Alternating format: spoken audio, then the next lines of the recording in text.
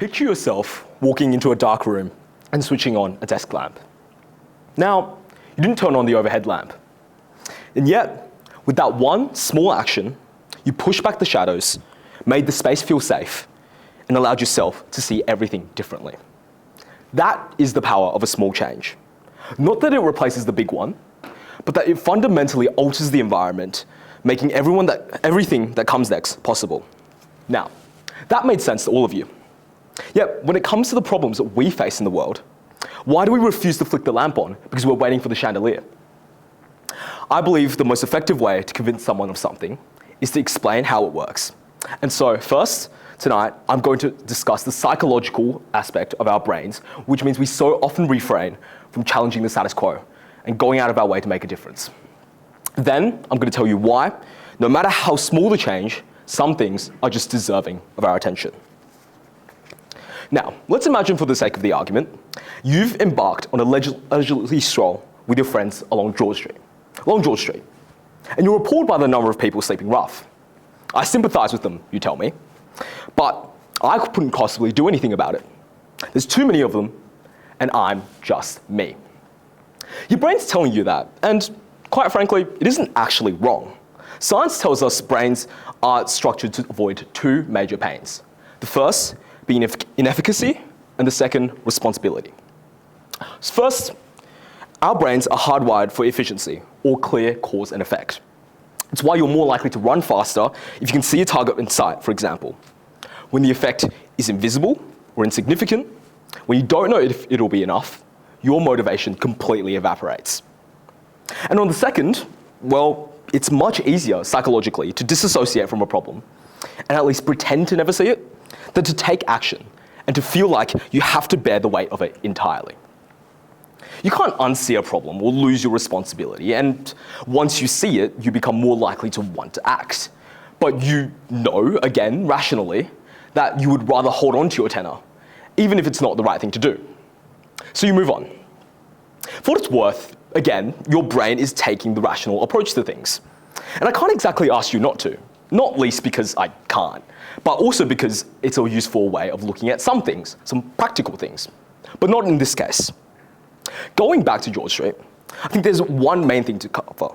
That is that you might not see any of those rough sleepers again. No one apart from you and the man or woman you help may ever see that little action you take on the street. But in that moment, none of that is important. Because the most important and profound impact is on you, the doer. The core of the action lies not in you giving a meal to someone in and of itself, however grand that may be, but rather carefully molding your own identity. Every time you act, you are telling yourself, I am someone who cares enough to try. I am someone who shows up.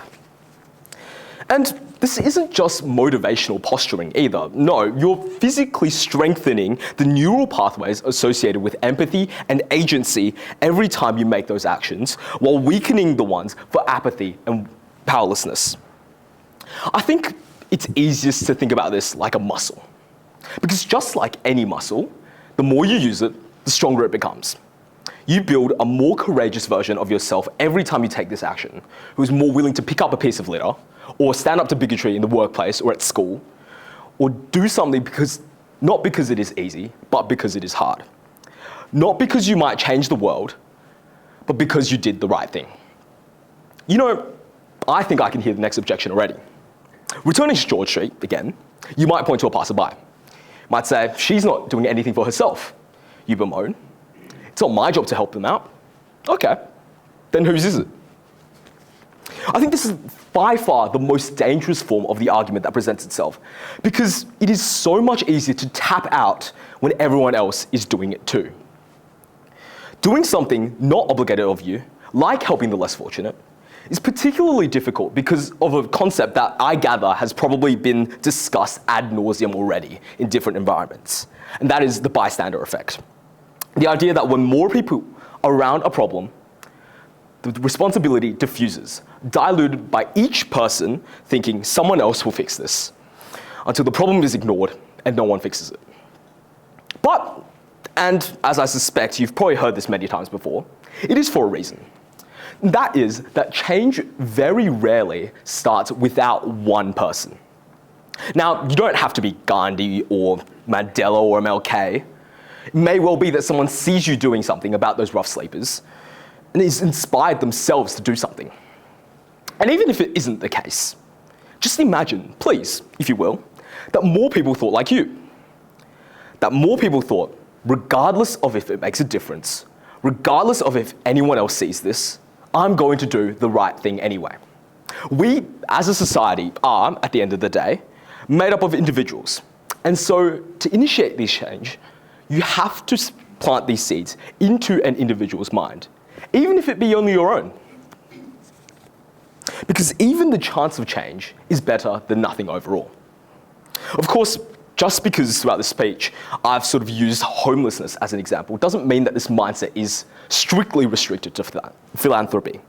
I think the most abstract and powerful part of my talk today is that small changes can destabilize entire systems based on the same logic. What makes it easier is to think of this system as a perfectly balanced scale. Balanced because of the immense weight of our collective inaction. Your small act is like dropping a single grain of sand onto the other side of the scale. Seems to do nothing. But then someone else adds a grain, and another. Give it time, and while the scale may not always tip, that can't be guaranteed, it definitely won't if you do not add the first grain. Individually, your acts may be close to meaningless, and yet collectively, they can become a weight which can no longer be ignored. So, what can you apply this mindset to? In practice, anything you like. In fact, I guarantee you it shows up in your everyday life, even if it's not a grand gesture.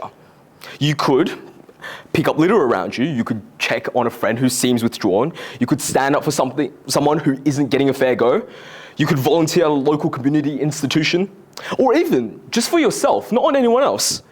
You could organize one part of your desk a day, or just read one page of a book a day. I think once I put it that way, you can see your seemingly insignificant actions each day add up over the long term. I want to close tonight with one more point. I often get asked, after making my case, something along the lines of, so what? I have to solve world hunger now. And you know what? I sympathize. I think it's incredibly difficult to donate to famished children and then look past restoration efforts in the Amazon or medical treatments for those less fortunate when you're donating something on, say, Change.org. Your changes, though, and you need to remember this, are not meaningless to the ones you help. An action does not need to be all-encompassing to be meaningful. To a rough sleeper, it might mean another $1 to a hostel or a warm meal for a night. If you can't change the world, you can reframe the goal from changing the world to helping individuals. And even so, even with that given, you have to do something so small it feels almost trivial. The goal is not to fix everything. The goal instead is to break the spell of powerlessness because it will change you, it will change the people around you, and maybe, just maybe, it will instigate a change bigger than the collective sum of our parts. Change doesn't have to be certain to be worked towards. If you wait until something is certain to make a change, I fear it is already too late. But if you come away with this speech with one thing, let it be this. Find one thing that pricks your conscience and make a change so small it's impossible to fail. And one thing, just one thing, is certain. That small act will change you. Thank you.